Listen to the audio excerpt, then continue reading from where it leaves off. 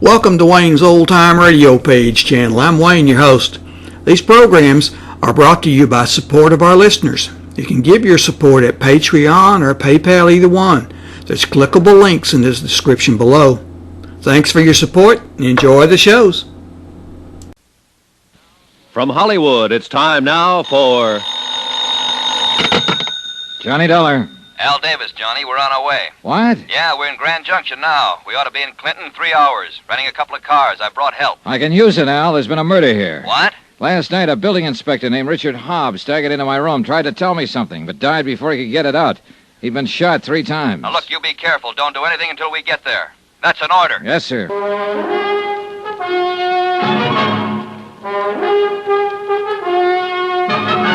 Tonight and every weekday night, Bob Bailey in the transcribed adventures of the man with the action-packed expense account, America's fabulous freelance insurance investigator. Yours truly, Johnny Dollar.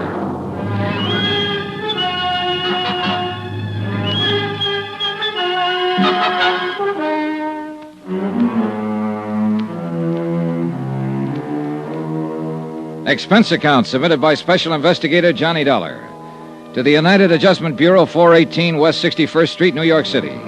The following is an accounting of expenditures during my investigation of the Clinton matter. Expense account item 13, 60 cents breakfast. I had it sent up to my room.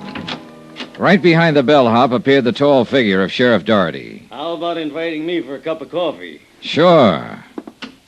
Sit down. Help yourself, Sheriff. Thank you. You know, you're a mighty lucky man. In what way? I was almost holding you for murder, boy.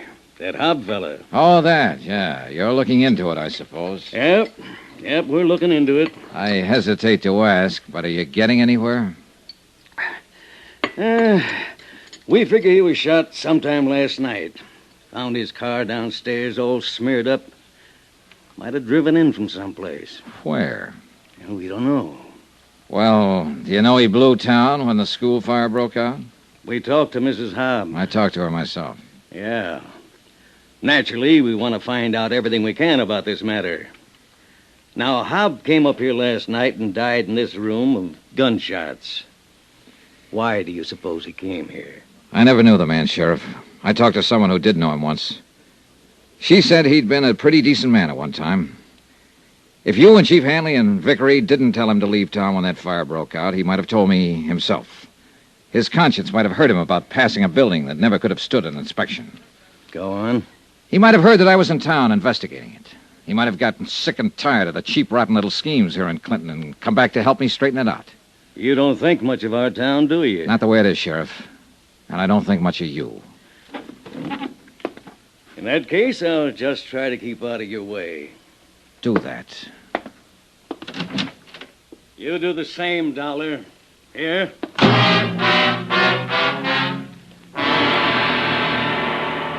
2 hours later, Al Davies and a contingent of special operatives arrived in Clinton. Toby O'Brien from Continental States Insurance.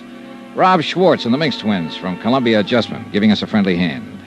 Todd Weaver, who just finished a case with the Canadian Adjusters Limited. Lou Doniger and Thad Thomas from Chicago. A pretty imposing group of expert investigators. Well, Johnny, you look okay. Yeah, still in one piece. Hiya, Thad, Lou. Fine. You want to get the door, Toby? Sure. Now, sit down there, Joe. Now, this isn't any vacation trip, boys. We're all going to have to roll up our sleeves. All right, Johnny, you want to break it down? Yeah, all right. Well, this is a big one, fellas. If you'll all sit, I'll bring you up to date. Yeah, sure. No, sit right there. 3 days ago, I came here on a tip that building irregularities were suspected in the new school building. The man who tipped the insurance company was the janitor, name of Julian Osborne. I never talked to Osborne because he died in the fire that destroyed that building. I did talk to the man who designed the building. His name is David Baines. He claims none of his specifications were followed in the construction, so that's why it caught fire and went down so fast. His statement right here. Now, I talked to the school principal, Florrie Hawkins. She supports Baines' statement. I wanted most of all to get a statement from the building inspector who passed the building, Richard Hobb. Hobb was murdered last night.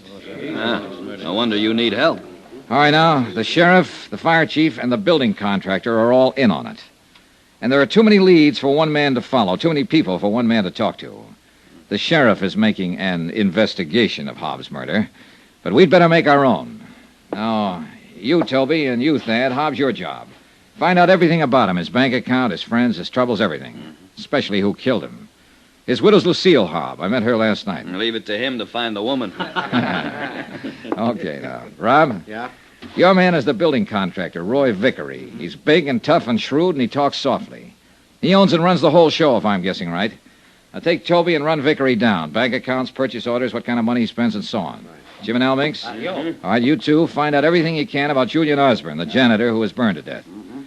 I want Lou Doniger to stick close to Fire Chief Hanley. Same thing, everything and anything you can get on him. Al, you can handle Sheriff Doherty. The rest of you spread out. Start talking with anybody in town who might know anything.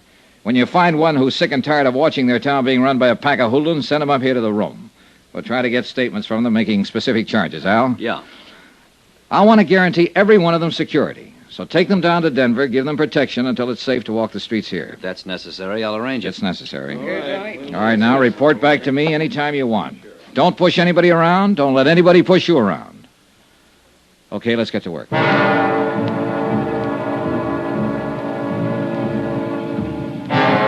8 strange men moving through Clinton, Colorado, asking questions were as conspicuous as I wanted them to be.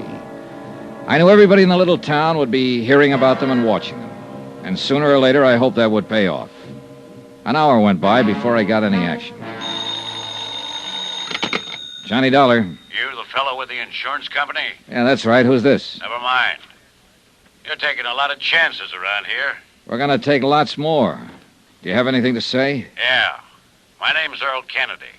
I'd like to talk to you. Name the place. You go down and stand in front of your hotel. I'll drive by and pick you up. I went down and stood in front of the Northern Hotel.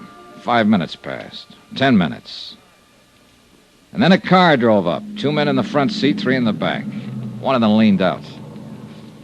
Dollar? Yeah. Come on, get in.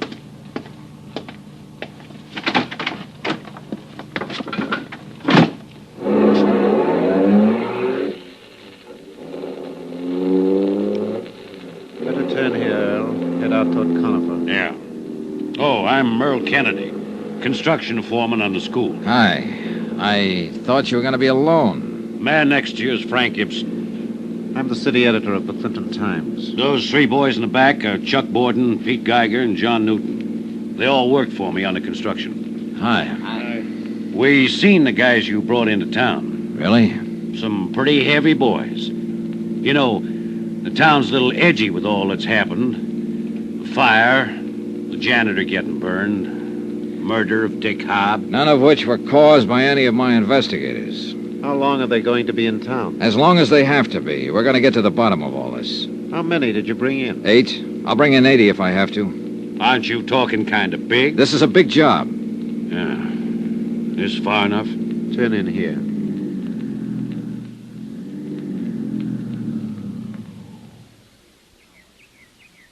Now what? Just want to talk to you.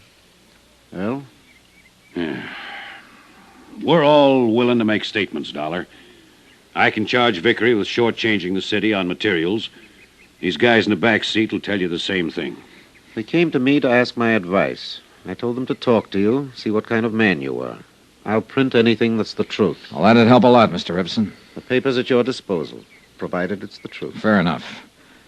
All of you be willing to testify? I am. Okay. Now, a couple of other things. First, about Richard Hobb. You tell him, Frank. Hobb had big ideas, and he played ball with Vickery and the rest of them. It also looks like he was murdered because he was going to try to make it right. Now, about Roy Vickery. He was born here in Clinton, brought up here. He's built about 1/3 of the structures in this town. Every one of them standing today. Every one except the school. Any angle on that? Your insurance, $200,000. Okay. Where can I get a copy of the actual purchase orders used in the building? From Vickery, but I don't think he'd let you have them, if he's still got them. Well, he gave me specifications that look like forgeries. I want the real thing. I'll have to have the real thing. Well, let me look around. Now, when and where do we make the statements? Let's go over to my hotel room and do it right now. Better use the newspaper office. You're probably being watched by now, Mr. Dollar.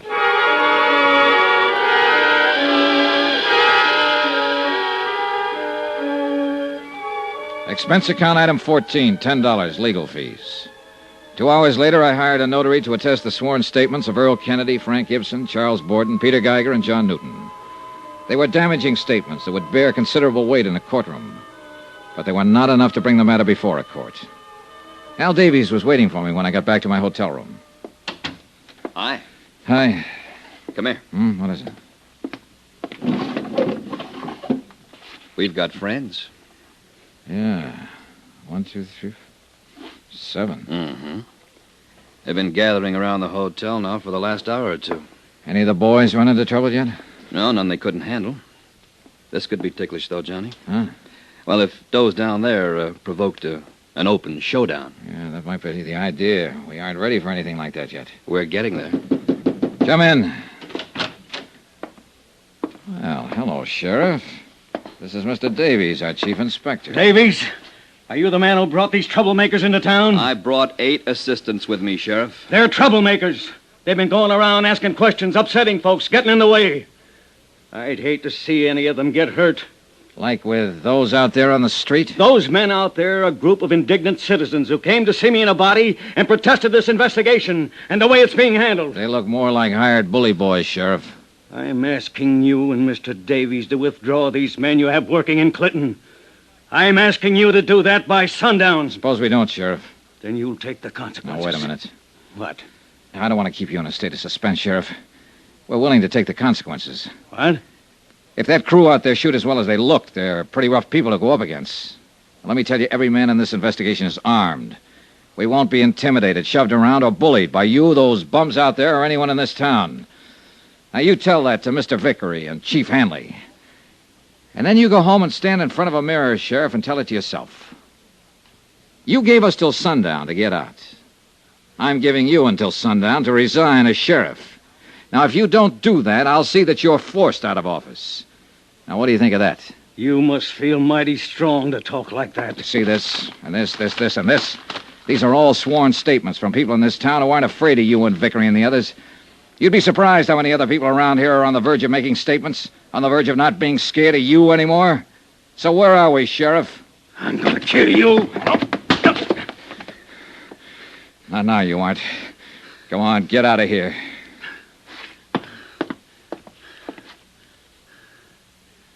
I'll kill you, Dollar.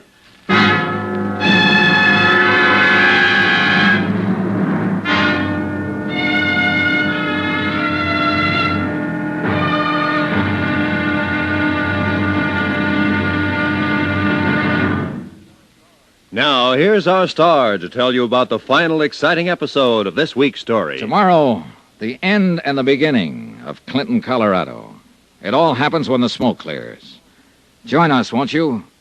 Yours truly, Johnny Dollar.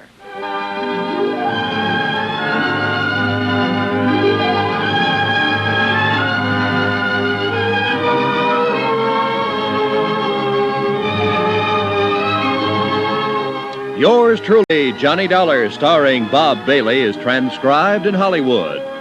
Written by John Dawson, it is produced and directed by Jack Johnstone. Be sure to join us tomorrow night, same time and station, for the next exciting episode of Yours truly, Johnny Dollar. Roy Rowan speaking.